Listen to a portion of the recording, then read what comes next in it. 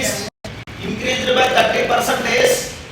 When a number is increased by 30%, it will be increased by 300. This is question.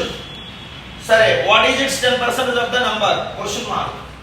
X plus 30% of x equal to x plus 300. So x cancel అవుతాయి.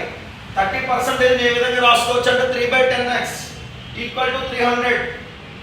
Therefore x equal to 1000.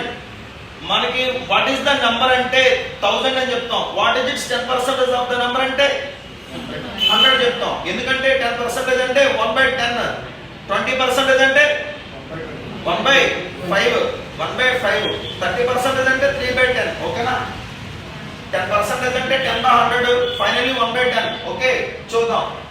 when a number is increased by 30% of its, it will be increased by 300. So 30% increased by అంటే increased to ఎంత? 130%. Increased by 30%, increased to its 130%. Understand? So 130 by 100x equal to x plus 300. ఈ 130 by 100x ఈ plus x కాస్త లోపలికి వస్తే ఏమవుతుంది?